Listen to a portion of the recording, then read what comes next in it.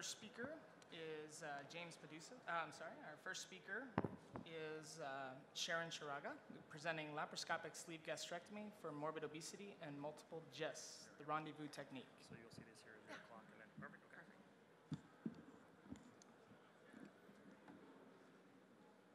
All right. Okay. Hi. I want to thank the SAGES Committee for letting me an opportunity to present my case. I'm presenting a case of laparoscopic sleeve gastrectomy for the treatment of morbid obesity as well as multiple GIST using the Rendezvous technique.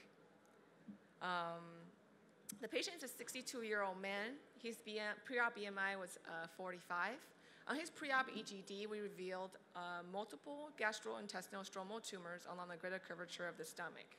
Given the location and the numerous nature of the tumors, endoscopic resection was not amendable. Our surgical planning was to start with a laparoscopic gastrotomy, followed by EGD. Using both, we call Rendezvous technique to visualize all the location of the tumor for our surgical planning. First, we place the trocar in the usual laparoscopic sleeve gastrectomy positions. We start with a gastrotomy at the anterior aspect of the stomach along the greater curvature. Care was taken not to get too close to the lesser curvature because that will impede our future surgeries.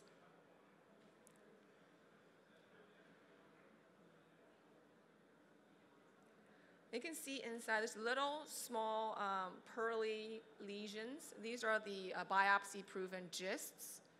And now we advance the laparoscope into the fundal area. And this is an ulcerating lesion kind of in the center of the screen right now. And it is important to locate these lesions because if these lesions are away from the GE junction, away from the lesser curvature, we can perform a laparoscopic sleeve gastrectomy for the patient for the treatment of both morbid obesity and the GIST, and that would be his procedure of choice. The alternative would be a total gastrectomy with a Roux-en-Y esophageal jejunostomy. Here's the EGD coming down. You can't really see very well with this projection, but all the lesions are along the greater curvature, which is on the left of the screen. That is a gastrotomy site. It was held closed. And we performed a retroflexion of the scope to make sure that all the lesions are away from the GE junction and away from the lesser curvature. Here's the laparoscopic view of the endoscope during retroflexion. With both these views, we felt adequate that all the lesions are away from the GE junction and away from the lesser curvature, and the sleeve gastrectomy will be the procedure for him. Here is the first time I had ever placed a 40 French bougie down the pylorus using direct guidance. The anesthesiologists were really happy with that. Next, we performed a gastrotomy closure.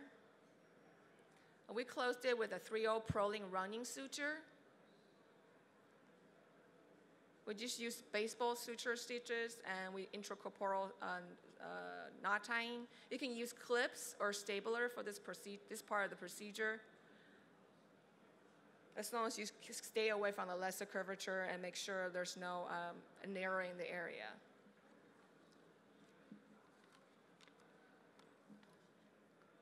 For the rest of the video, I'm going to show our method of sleeve gastrectomy with some pearls for the rest of the procedure.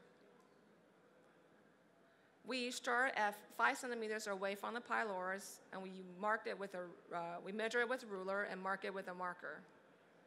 And we also mark the proposed path of the staple line.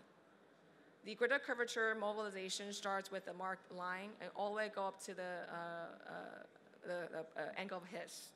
We placing a gauze intra-abdominally to help with retraction of the omentum, because as you know, this part can be very tedious and the omentum can be heavy in the way. We start with 2 loads of the Ethicon green load, 4.1 millimeter height stapler because the antrum is thicker.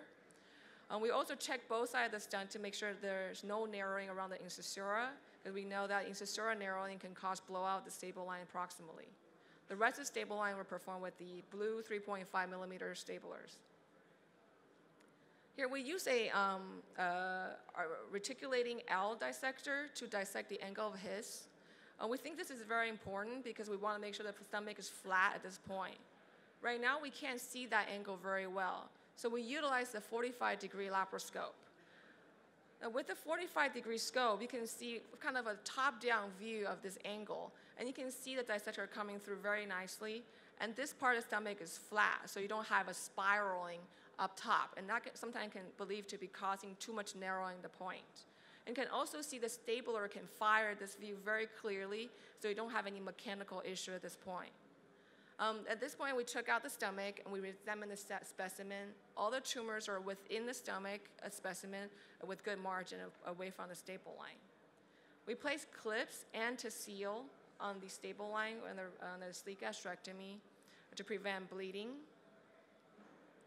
We also placed a drain in the left upper quadrant, and this will be removed prior to discharge. We do not do a routine post-op upper GI after surgery unless the patient has any clinical sign indicating a leak. This patient did very well after surgery. He had 1-day hospital stay. On his 1-month follow-up, he had 16-pound weight loss.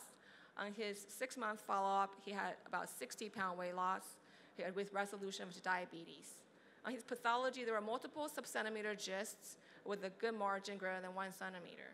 He had his follow-up EGD, and we did not have any residual tumor in the rest of the stomach. So visualizing the gastric lesion via laparoscopic gastrotomy and EGD using the Rendezvous technique is a valuable tool to evaluate the anatomy and provide important information for surgical planning. Thank you.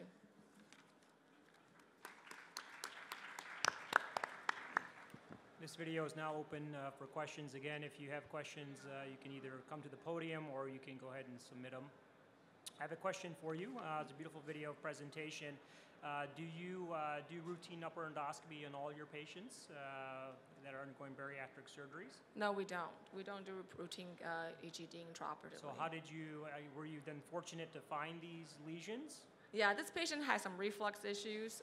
They weren't that very severe, and it just wanted to kind of be thorough, kind of requesting that. So it was kind of just kind of one nail kind of thing. So do you think the gysts, all those multiple gysts, were contributing to those symptoms or not? Because I mean, if you think about it, you may have potentially missed these lesions if you don't do routine upper endoscopy. Yeah, we do not think the gysts were the cause of his symptoms. They're very small. Some of them are ulcerating, but he didn't have pain, and it was just kind of some, weird kind of reflux symptoms. So we don't think that was the cause. It was kind of an incidental finding on our EGD.